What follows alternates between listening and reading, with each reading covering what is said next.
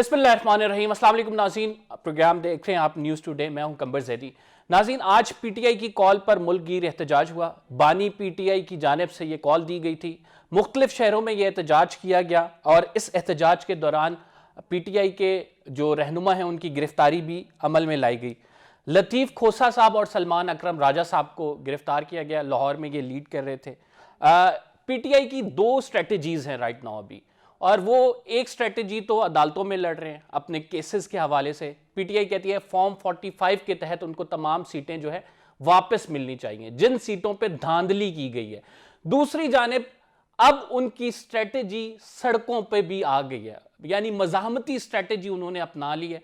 और वही इमरान खान साहब जो हमें माजी में सड़कों पे नजर आते रहे हैं, अब दोबारा एक दफा वो लोगों को, कारकुनान को मुतहरिक कर रहे हैं। और ये एहतजाज जो है अब ये आप ये कह सकते हैं आगे वाले दिनों में मजीद शिद्दत भी इख्तियार कर सकता है, इसमें तेजी आ सकती है।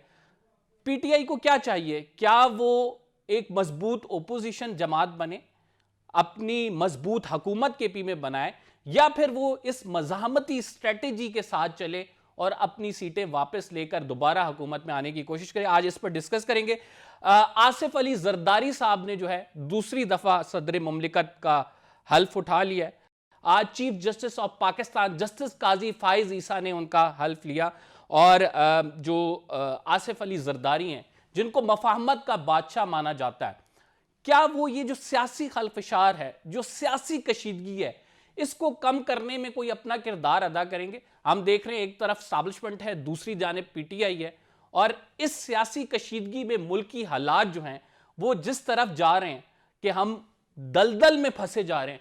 क्या आसिफ जरदारी साहब इस मुल्क को इस दलदल से निकालने में कामयाब हो जाएंगे? ये भी आज प्रोग्राम में जिक्र करेंगे। तीसरी बहुत इंपॉर्टेंट स्टोरी है और वो आईएमएफ के हवाले से। मुल्क की मईशत जिस तबाही के दहाने पर इस टाइम खड़ी है, बड़ा जरूरी है कि हम आईएमएफ के अगले प्रोग्राम में जाएं। उस आईएमएफ के अगले प्रोग्राम में अगर जाते हैं, उसकी निगोशिएशन होती है, उसका जो इफेक्ट आएगा, खसूसन रमजान के महीने में जो महंगाई बढ़ती हुई हमें नजर आ रही है, हुकूमत साजी के बाद सबसे अहम मरहला यह है हुकूमत इसे कितना कंट्रोल करेगी, किस हद तक कंट्रोल करेगी, ये भी आज हम बात करेंगे। हमारे साथ इसार राना साहब मौजूद हैं, सीनियर तज्जियाकार हैं। हमें ज्वाइन किया है ब्रिगेडियर फारूक हमीद साहब ने, सीनियर तज्जियाकार हैं, डिफेंस एनालिस्ट हैं। साथ हमें ज्वाइन करेंगे राजा आमिर अब्बास साहब, एडवोकेट सुप्रीम कोर्ट हैं, सीनियर तज्जियाकार हैं। आप तीनों मोअज़्ज़ज़ मेहमान गिरामी का शुक्रिया। स्टार्टिंग फ्रॉम यू ब्रिगेडियर साहब, पीटीआई की ये जो स्ट्रैटेजी है, एक तरफ तो वो अदालतों में अपने केस लड़ रहे हैं, फोरम एग्जॉस्ट कर रहे हैं, दूसरी तरफ जो हमें सड़कों पे नजर आ रहे हैं, आप क्या कहते हैं, ये मज़ाहमती स्ट्रैटेजी पीटीआई के लिए मजीद मुश्किलात खड़ी करेगी, या किसी ना किसी तरह पीटीआई ये मनवाने में कामयाब हो जाएगी कि यार सर फॉर्म 45 तक हमारा केस बड़ा स्ट्रांग है और हम एहतजाज करते आ रहे हैं, और वो गेम चेंजर साबित होगा? बिस्मिल्लाह रहमान, बहुत शुक्रिया। देखिए, पहली बात है कि आपने कहा दो उनकी स्ट्रैटेजीज हैं, एक जो सड़कों पे उनकी प्रोटेस्ट मूवमेंट हम देख रहे हैं, और दूसरा जो उनका केसेस चल रहे हैं लीगल, ये तमाम मामला। मैं समझता हूँ उनकी एक और स्ट्रैटेजी भी सामने नजर आई है, और वो है कि नेशनल असेंबली में जो पिछले एक हफ्ते में हमने देखा है, वहाँ पे जो हुल्लड़बाजी और ये तमाम हंगामा रही जो है, वैसे तो हमारे हर दौर में हमने ये चीजें देखी हैं, लेकिन इस मरतबा भी एक बड़े जोरदार तरीके से वो चीज नजर आ रही है। देखिए, बात बड़ी क्लियर है, हम ये एक्सपेक्ट कर रहे हैं और हम सब की ये दुआ थी कि इलेक्शन के बाद जो है उस प्रोसेस से हम गुजरें और फिर मुल्क में सियासी इस्तेकाम आए, पॉलिटिकल स्टेबिलिटी आए, क्योंकि जिस तरह आपने कहा आईएमएफ के एग्रीमेंट ड्यू है, आईएमएफ की 1 अरब बिलियन डॉलर की इंस्टॉलमेंट जो है वो आनी है, जो पिछला जो करंट प्रोग्राम चल रहा है। और दूसरा फिर देखें, मेरा अपना प्राइम मिनिस्टर ऑफ पाकिस्तान ने भी जिक्र किया था, गालिबन if I am not wrong हमारे आर्मी चीफ ने भी ऐसे लफ्ज इस्तेमाल किया था, हीलिंग।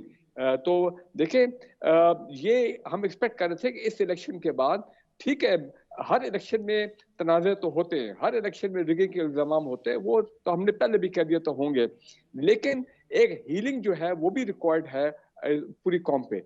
और आपने देखा कि केपी के अंदर फिर दहशतगर्दी के मामला हुए, इंटेलिजेंस बेस्ड ऑपरेशन हो रहे हैं, एक्चुअली लोग पकड़े जा रहे हैं, हमारे जो फोर्सेस हैं वो ऑपरेशन इन्वॉल्व हैं।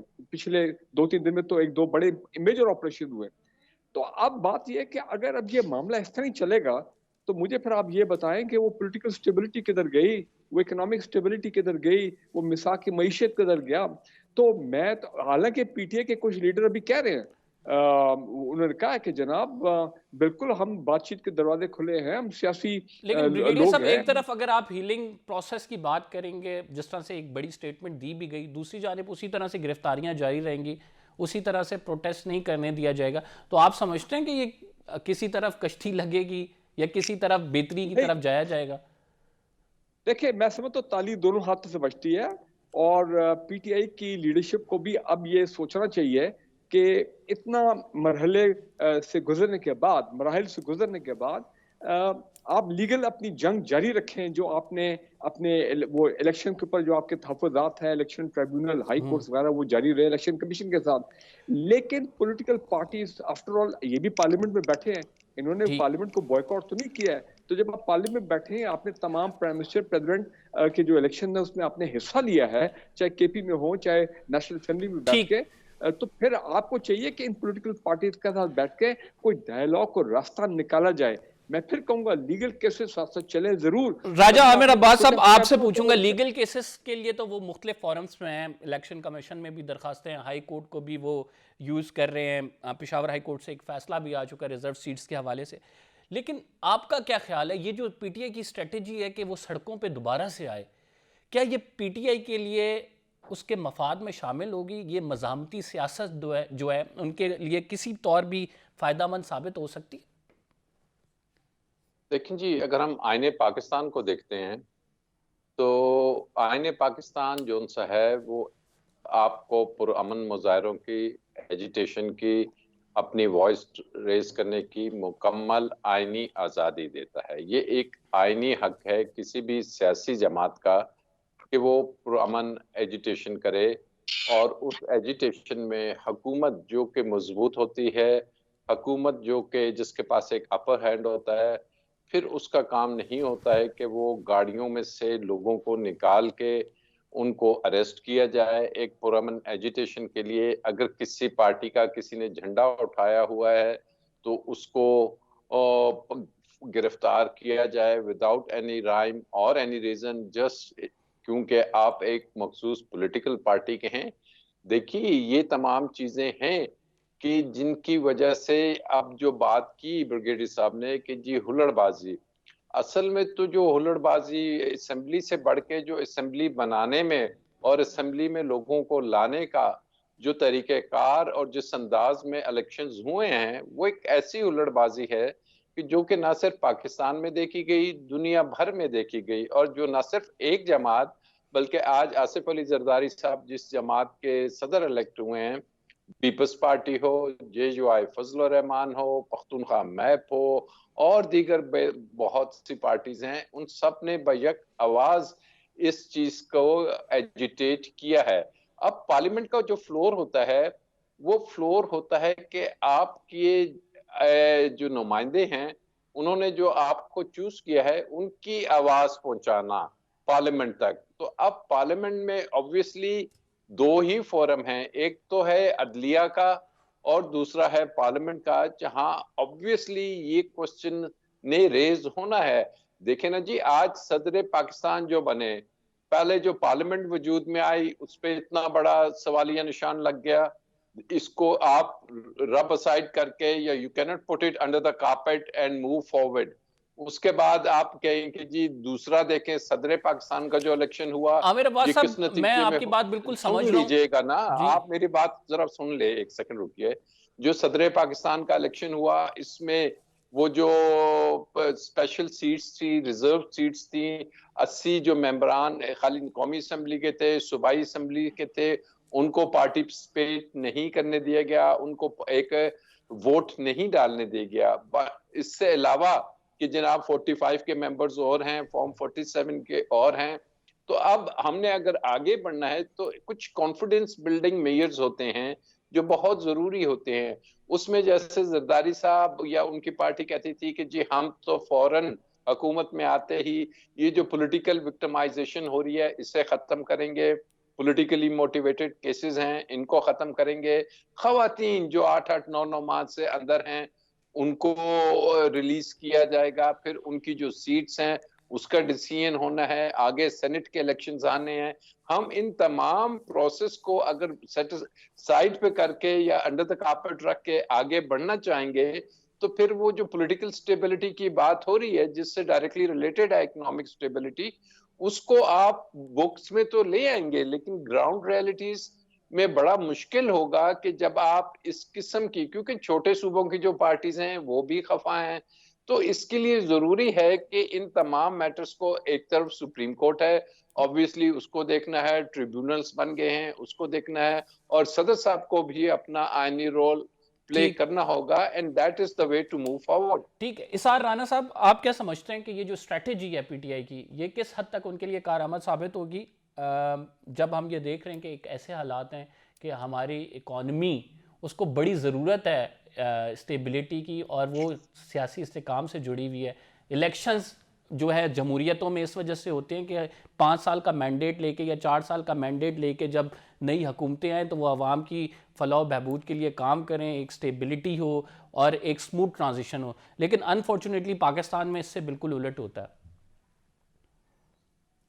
देखिए बात यह है कि इमरान खान साहब ने एक 2 दहाइयाँ लगाई एक नैरेटिव डेवलप करने में कि ये दोनों पार्टियां चोर हैं। अब उनके पास फिर एक और मौका आ गया कि ये ना सिर्फ खजाना चोर हैं बल्कि ये मैंडेट चोर भी हैं। अच्छा, अब जो कुछ भी वो कर रहे हैं वो कोई इस मौजूदा देखें, उन्हें कोई इस बात का कुछ फहमी नहीं है कि उन्हें इलेक्शन ट्रिब्यूनल्स या अदालतें उनके हक में फैसला देंगी और फॉर्म 45 को वो तस्लीम कर लेंगी। ये बात तो तय है कि ये निज़ाम से जुड़े हुए जितने भी लोग हैं वो कभी भी ऐसा नहीं होने देंगे कि इमरान खान के 45 फॉर्म को तस्लीम कर। पीटीआई को भी पता है। अब पीटीआई क्या कर रही है, पीटीआई एक्चुअली अगले इंतखाबात की पूरी तैयारियां कर रही है, और वो जो पहले तो वो ये तो साबित कर चुके हैं कि खजाना चोर है, अब उन्होंने ये साबित करना है कि ये मैंडेट चोर भी हैं। और अगर वो ये साबित कर जाते हैं और वो असेंबलियां भी नहीं चलने देते, निज़ाम भी नहीं चलने देते, तो अल्टीमेटली या आपको कोई निगरान सेटअप कोई आ जाएगा इस तरह का, मोहसिन नकवी साहब का भी उसमें नाम आता है, या फिर आप इंतखाबात की तरफ जाएंगे। और अगर आप इंतखाबात की तरफ जाते हैं तो फिर ये मुमकिन नहीं रहेगा कि इस बार आप उनसे बंदा भी छीन लें, ये सारा कुछ कर लें। तो वो तो क्लीन स्वीप की पोजीशन में चले जाएंगे, जो उनका असल प्लान है खान साहब के, तो जो उनका मनसूबाबंदी है। अब आ जाए इस तरफ के जो पाकिस्तान की माशी सूरत हाल है उसमें पीटीआई को जिम्मेदाराना किरदार अदा करना चाहिए, बिल्कुल करना चाहिए।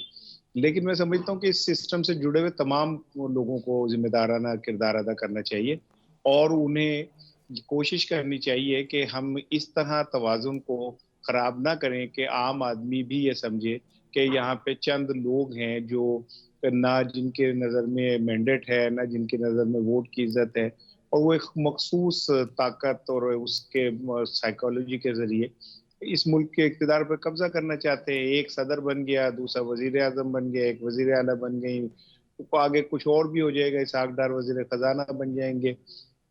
तो ये खानदान को ये पाकिस्तान को 2 खानदानों के को हमने रजिस्ट्री तो नहीं कर दी ना कि इनके नाम रजिस्ट्री हो गई है, और अवाम का मैंडेट जो है उसे हम कुचल के इन 2 खानदानों को जबरदस्ती बिठा दें।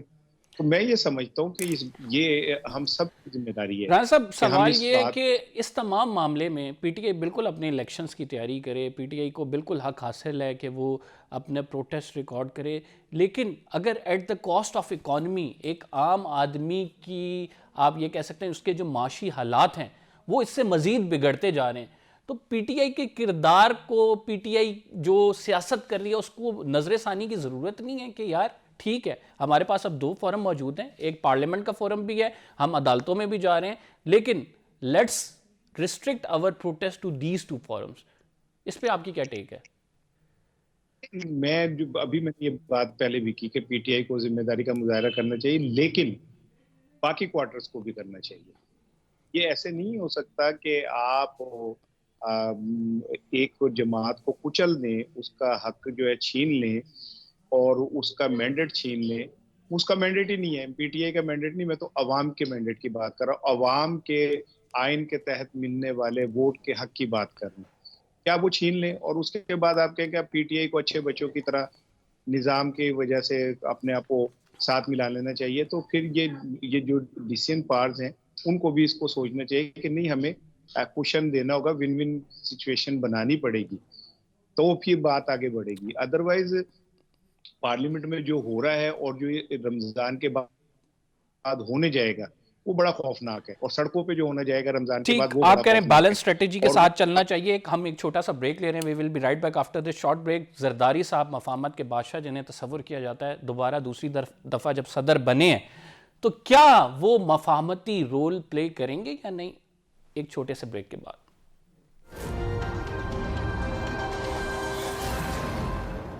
वेलकम बैक नाज़रीन। जरदारी साहब के रोल पर बात करेंगे। दूसरी दफ़ा जो है वो सदर मुमलिकत जो हैं बने हैं। अब राइट नाउ जरदारी साहब किस तरह से रोल प्ले करेंगे? हमने देखा जब पीडीएम की हुकूमत थी और पीपल्स पार्टी में जो बिलावल भुट्टो जरदारी हैं वो फॉरेन मिनिस्टर थे, उस टाइम उनकी ज़्यादा फोकस दौरों पर रहा और पीपल्स पार्टी ने उस तरह से एक्टिव रोल प्ले भी नहीं किया। और फिर उसके बाद जब इलेक्शंस का मामला आया तो पीपल्स पार्टी ने सारा मलबा मुस्लिम लीग नून पर डाल दिया। लेकिन अब जो है आईनी ओहदे ज़रूर हैं पीपल्स पार्टी के पास, लेकिन मुल्क के सदर जो हैं, क्या वो 5 साल इसी तरह से हुल्लड़बाजी में निकाल जाएंगे? नहीं, पीपल्स पार्टी ने इसके लिए स्ट्रैटेजिक प्लानिंग की हुई है।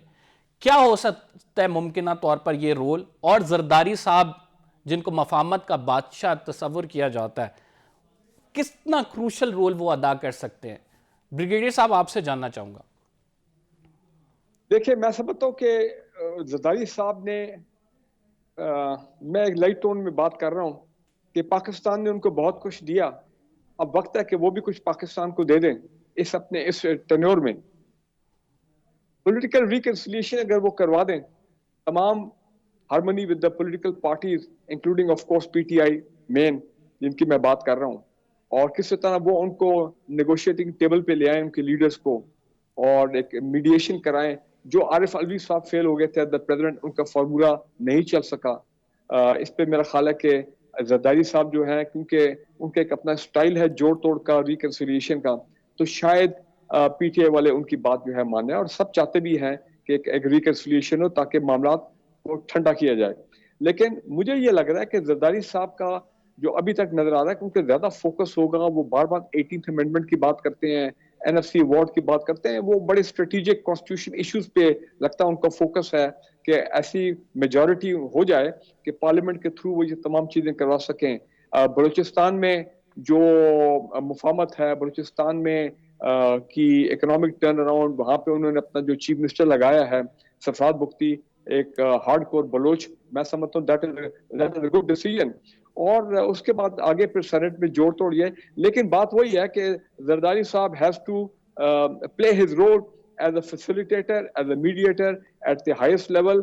ये नहीं कि वो अपना टाइम वहां पे गुजार दें इन्हीं किस्म के इश्यूज में। उनको अब कुछ कौम को कुछ ये उनका, ये मैं नहीं समझता हूँ कि वो थर्ड टाइम भी प्रेसिडेंट आएंगे, वो तो अल्लाह बेहतर जानता है, लेकिन उनका सेकंड टाइम आना भी एक मुजरा है।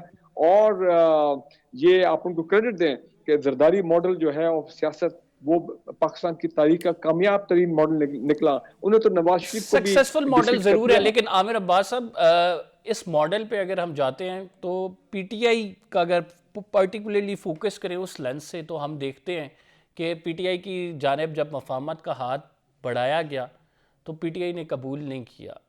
मेरी अपने सोर्सेज से कुछ बात हुई, जब एक पीटीआई के वफ्द चाह रहा था कि मिलने जाए और बातचीत करे, ये बात पीटीआई और पीपल्स पार्टी मिलकर कोई हुकूमत बनाए, तो पीटीआई का जेस्चर यही था कि नो सर, और उन्होंने चूंकि नैरेटिव एक बिल्ड किया हुआ। तो क्या जरदारी साहब ऐसे टाइम पर अपना रोल जो प्ले करेंगे वो पीटीआई के लिए इन्फ्लुएंशियल होगा या नहीं? देखिए, जरदारी साहब अपना रोल बड़े भरपूर अंदाज में करेंगे और उनका रोल होगा कि जल्द से जल्द किसी तरीके से हम वो कोशिश करेंगे कि जो बिलावल हैं उनको प्राइम मिनिस्टर बनाना है। उनका टोटल फोकस इसी चीज पे होगा कि बिलावल का बनेगा, क्योंकि अगर जरदारी साहब को क्रेडिट जाता है कि जी वो दूसरी दफा प्राइम मिनिस्टर प्रेसिडेंट बन गए, तो फिर शहबाज शरीफ को देखिए कितना बड़ा क्रेडिट जाता है कि नवाज शरीफ के होते हुए वो वजीर आजम बन गए। देखिए ये क्रेडिट नहीं है। अब अगर उन्होंने बलूचिस्तान में सरफराज भुट्टी को वजीर आला बनाया है, तो अगर पीपल्स पार्टी के वहां पे आप देखेंगे, मैं जाती तौर पे जानता हूं कि वहां पे सादिक उमरानी हैं जिन्होंने जिंदगियां गुजार दी पीपल्स पार्टी में, लेकिन किसी को वो नहीं बना पाए वजीर आला जो कि वो चाहते थे बनाना। लेकिन एक शख्स जो कि 1.5 या 2 माह पहले पीपल्स पार्टी ज्वाइन करता है, उसे वजीर आला बना दिया गया बलूचिस्तान में। अब इसी तरीके से जरदारी साहब जो उनसे हैं कि जी मफाहमत मफाहमत वो अपने हद तक तो करेंगे, लेकिन क्या वो नहीं चाहेंगे कि पीपल्स पार्टी को पंजाब में इंट्रोड्यूस कराया जाए? और शहबाज शरीफ साहब जो कि मफाहमत जिस अंदाज में करते थे, क्या जरदारी साहब भूल गए होंगे कि जी इनका पेट फाड़ के हम इनसे पैसे निकालेंगे, हम इनको खंभों पे टांगेंगे? देखिए जी बात बड़ी क्लियर है, वो क्या रोल प्ले कर सकते हैं? क्या वो ये रोल प्ले कर सकते हैं कि जी जैसे कि बिलावल भुट्टो साहब कहते थे कि हम पावर में आते ही सबसे पहले जो पॉलिटिकली विक्टिमाइज्ड लोग हैं, जो पॉलिटिकली मोटिवेटेड केसेस हैं, उनको खत्म कर देंगे। पीपल्स पार्टी कहती थी कि जी जो ये सिविलियंस का ट्रायल है आर्मी एक्ट के तहत ये नहीं होगा। क्या जरदारी साहब मान जाएंगे? सदर हैं, उन्होंने दस्तखत करने हैं। उसके अलावा इश्यूज हैं कि जी जरदारी साहब, पीपल्स पार्टी तो खुद कहती रही कि जी कराची में एमक्यूएम की एक भी सीट नहीं थी और एमक्यूएम को ये जितवाया गया है। क्या जरदारी साहब उसको मान लेंगे? ये अगर उन्होंने मुफाहमत की तो फिर ये वाली मुफाहमत तो वो कर लेंगे। लेकिन अगर ये समझा जा रहा है कि जरदारी साहब कहेंगे कि जी जो कुछ हुआ वो, जैसे अब काफ लीग भी इनके साथ है और काफ लीग कहती थी मिट्टी पाओ, तो मिट्टी पाओ से प्रॉब्लम हल नहीं होगा, क्योंकि ये जो वोट है, जो बात हो रही है कि जी इनको वोट तो केपी में मिल गया, या वो ये वोट जो है ये पीटीआई का नहीं छीना गया। ये वोट अब की बार अवाम जो सी है परेशान है, अवाम जो सी है वो एजिटेट है, अवाम है जो बाहर निकली है अगेंस्ट ऑल द ऑड्स, और उन्होंने ये वोट अपनी फ्री विल से किसी कीमे के नाम पे नहीं दिया। उन्होंने ये वोट किसी लारे लपे के नाम पे या इस बात पे नहीं दिया। उन्होंने जेन्युइनली, और उस यंगस्टर्स ने ये वोट दिया है जो 20 से 30 साल की उम्र में है। तो अब क्या वो आसिफ अली जरदारी की बात से कन्विंस हो ठीक जाएगा? जिस ठीक यंगस्टर को पिछले 10-15 साल में ये बताया गया है कि आसिफ अली जरदारी हो या नवाज शरीफ साहब हो, तो ये चीजें सिर्फ ख्वाबों में तो होंगी, लेकिन ग्राउंड पे ये पॉलिटिकल स्टेबिलिटी नहीं ला पाएंगी। इसको हल करने का वाहिद तरीका ये है कि या तो ये एक जो ट्रिब्यूनल्स बने हैं, सुप्रीम कोर्ट अपना रोल प्ले करे, या फिर ये है कि जनाब इसको आप ये समझते हैं कि जी इकोनॉमी आपकी कैसे स्टेबल होगी जब दुनिया के लोग ये कह रहे हैं कि पाकिस्तान के जो इलेक्शंस हैं, इंटरनेशनल मीडिया आपने भी पढ़ा, बड़े बड़े अदारे ये कह रहे हैं, बड़े बड़े दुनिया के ठीक जर्नल्स और न्यूज़पेपर्स ये कह रहे हैं। So you can not just close your eyes and you can say कि जी नहीं ये चीजें सॉल्व होगी। दिस ओके, विल आपकी नॉट नज़र ब्रिंग में अ वो सॉल्यूशन। कोई रिकंसिलिएटरी रोल ज़्यादा प्ले नहीं कर सकेंगे। हम एक छोटे से ब्रेक पे जा रहे हैं। We will be right back after this short break. Isar Rana साहब से मैं उसके बाद जानना चाहूँगा कि 9 मई का वाक़या एक बहुत बड़ा वाक़या, उसके बाद एक फ़ौज का स्टांस, बड़ा वाज़ेह स्टांस, बड़ा एग्रेसिव स्टांस, और फिर पीपल्स पार्टी की वो स्टेटमेंट जिनमें वो कहते हैं कि हमारी हुकूमत आई और हम जो है अगर हुकूमत का हिस्सा बने तो एक भी सियासी कैदी नहीं होगा। एक तरफ फॉर्मेशन कमांडर कॉन्फ्रेंस हमारे सामने है जिसकी प्रेस रिलीज हम सबको पता है कि उन्होंने कहा 9 मई के वाक़ये में उन्होंने अपनी कमिटमेंट को रीएट्रिएट किया। दूसरी जानिब पीपल्स पार्टी की स्टेटमेंट्स हमारे सामने। इन दोनों का ज़रा कंपैरिजन करेंगे इसार राना साहब के साथ एक छोटे से ब्रेक के बाद।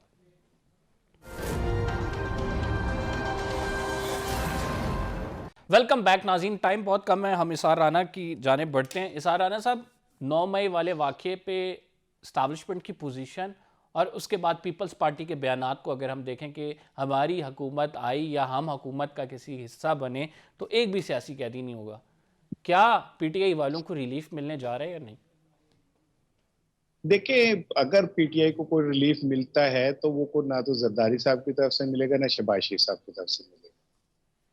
ये ना ही ये दोनों लोग मैटर कर रहे हैं इस सारी गेम में, ये इररेलेवेंट लोग हैं। ये लड़ाई और ये चीजें पीटीआई और इस्टेब्लिशमेंट के दरमियान है। जिस दिन इस्टेब्लिशमेंट चाहेगी तो उस दिन मामला ठीक हो जाएंगे।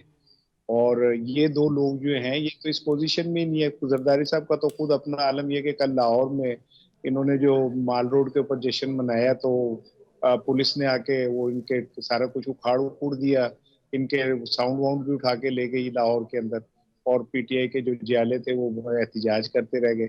तो उससे आप अंदाजा लगा लें कि इनकी अपनी क्या पोजीशन है। अभी ब्रिगेडियर साहब ने बड़ी मजेदार बात की कि अब जरदारी साहब को कौम को कुछ देना है, तो कौम को उन्होंने बिलावल दे तो दिया और क्या देंगे कौम को वो।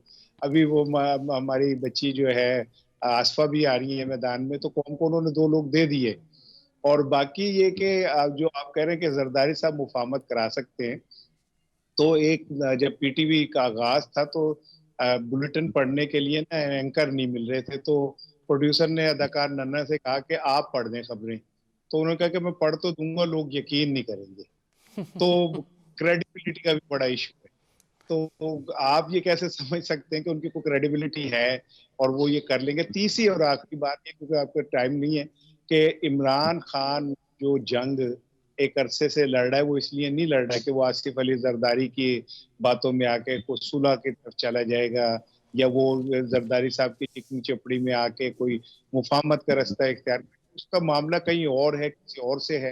हाँ, उनके दरमियान जरूर अंडरस्टैंडिंग होनी चाहिए। पाकिस्तान की बेहतरी ठीक, इसार राना साहब की आवाज नहीं आ रही है कि दोनों थोड़ा थोड़ा समझाइश पैदा करें। ठीक, मैं ब्रिगेडियर साहब आपकी जानिब बढ़ूंगा। आईएमएफ के प्रोग्राम में हमने जाना है, रमज़ान ने मुबारक आ गया है, सर पे हमारे खड़ा है। क्या देखते हैं, कोई रिलीफ आवाम को एक्सपेक्टेड है? हुकूमत अब नई हुकूमत साजी के मरहले में कंप्लीट हो गया है, कोई तोहफा देगी या नहीं? देखिए, रमजान में तो हर साल हम देखते हैं कि चाहे फेडरल गवर्नमेंट हो, एहसास प्रोग्राम पहले होता था, अभी BISP है, बेनजीर इनकम सपोर्ट प्रोग्राम। तो प्रोविंशियल गवर्नमेंट जो है वो अपने तौर पे रमजान के पैकेजेस होते हैं, यूटिलिटी स्टोर्स के पैकेजेस होते हैं, वो तो हो भी रहे हैं, इम्प्लीमेंट भी हो रहे हैं, हम देख भी रहे हैं। लेकिन ये कि उसको ईमानदारी से इम्प्लीमेंट करना चाहिए। वो अलग बात है कि रमजान में हम जो मर्जी कर लें, लेकिन वेरी अनफॉर्चुनेटली हमारे यहाँ पे निज़ाम ऐसा है प्राइस कंट्रोल का, और ये तमाम ये जो सिविल इंतजामिया है, डिस्ट्रिक्ट सिविल एडमिनिस्ट्रेशन के जो ज़ख़ीरा अंदोज़ हैं, जो कीमतें बढ़ाते हैं, जो होर्डिंग करते हैं, ये तमाम इन माफिया, इनके खिलाफ कार्रवाई नहीं होती। इससे तरह लोग जो हैं बेचारे वो 30 दिन में किसी तरह गुजारा करके रमजान गुजार लेते हैं। लेकिन मैं 1-2 बातें इंपॉर्टेंट कहना चाहता हूँ। पहला ये 9th वे के हवाले से देखें, 9th वे के हवाले से एक बात बड़ी क्लियर है कि ये डायरेक्टली है between the PTI end of course जिनके ऊपर सारे हमले हुए नॉर्थ ब्लॉक के, वो जाहिर बात है फौज है, फौज के तनसीबात, सिक्योरिटी एस्टैब्लिशमेंट। तो लिहाजा ये डायरेक्टली उनके दरमियान है। मैं ये समझता हूँ कि 9th में पे ये जो केसेस अभी नहीं चल रहे हैं, जिनके मुकम्मल नहीं हो रहे हैं, उनको भी जल्द तकमील की तरफ जाना चाहिए टुवर्ड द लॉजिकल कंक्लूजन, और ताकि ये चैप्टर जो है ये भी आगे जाके एक पोजीशन इसमें क्लियर हो जाए कि कितने लोग हैं जो कन्विक्ट हो गए। आमिर अब्बास साहब, ये लॉजिकल कंक्लूजन की तरफ कैसे जाएगा? सुप्रीम कोर्ट ऑफ पाकिस्तान से एक डिसीजन आया और उस डिसीजन पे स्टे भी हो चुका है, और उस स्टे के बाद फिर दोबारा नहीं लगाई गई अपील। तो क्या कहेंगे इस हवाले से? अच्छा ब्रिगेडियर साहब, क्विकली, वेरी क्विकली आप सम अप कर लें, क्योंकि फिर आमिर साहब से जी मैं ये कहता हूं कि PTI को भी चाहिए कि थोड़ा अपना जो वर्किंग रिलेशनशिप है विद द एस्टैब्लिशमेंट, उनकी KP गवर्नमेंट, उसको भी स्ट्रांग होना चाहिए, नंबर 1। नंबर 2, 23 मार्च को उन्होंने ऐलान कर दिया, जो मैं सोशल मीडिया पर पढ़ रहा हूँ कि जी 23 मार्च को इस्लामाबाद में जलसा होगा। और 22-23 मार्च आपको पता है नेशनल परेड होती है, एक बड़ा इंपॉर्टेंट नेशनल ओकेजन है। तो क्यों आप सही लास्ट मिनट है राज साहब, आपसे मैं इनपुट लेके फिर खत्म करूंगा प्रोग्राम। राज साहब, देखिए, इसकी जैसे ब्रिगेडियर साहब ने बात की कि इसको अल्टीमेटली अदालतों ने ही इसको डिसाइड करना है कि जो FIRs कटी हुई हैं, जिसमें लोगों को बेगुनाह रखा हुआ है, अब एक अच्छी चीज हमें नजर आ रही है कि लोगों की जमानतें होना शुरू हुई हैं। Let the courts play their role, और कोर्ट्स ने क्या देखना है? एविडेंस को देखना है, और एविडेंस की बुनियाद पे ये क्रिमिनल केस है, उन्होंने सॉल्व हो जाना है। तो जितनी जल्दी इन केसेस में बेल्स होती हैं, सबसे पहले बेल का जो एक रिलीफ होता है, जो राइट होता है वो एक एक्यूज शख्स का है। ये वाला सिलसिला जो है कि एक केस में जमानत हुई तो आपने दूसरी एफआईआर में धर लिया, दूसरी के केस में जमानत हुई तो तीसरी में धर लिया, तीसरी से हुई तो एमपीओ में पकड़ लिया। कम से कम ये सिस्टम खत्म हो। अगर अदालत किसी को जमानत दे रही है तो let that person have his legal right, जो उसको मिल रहा है, फ्रीडम मिले उसे, और अदालतों में वो अपने ठीक। केस लड़े और अदालतें एविडेंस की बुनियाद पे उसका फैसला करें। 9 मई के केस अदालतों में, अदालतें क्या फैसला करती हैं ये जब केस आगे चलेंगे बखूबी सबको पता लग जाएगा। प्रोग्राम का टाइम ख़त्म हो गया है। ये जो सियासी खलफशार है ये कब ख़त्म होगा? सबसे अहम सवाल था जिस पे आज हमने डिस्कशन की। ये डायरेक्टली लिंक है हमारी मईशत से और हम उम्मीद करते हैं, ये दुआ भी करते हैं कि ये जल्द पाकिस्तान में स्टेबिलिटी आए। कमर ज़ैदी को इजाज़त दीजिए, इंशाल्लाह अगले प्रोग्राम में आपसे मुलाकात होगी। फ़िलहाल के लिए इतना ही। अल्लाह ने के बाद।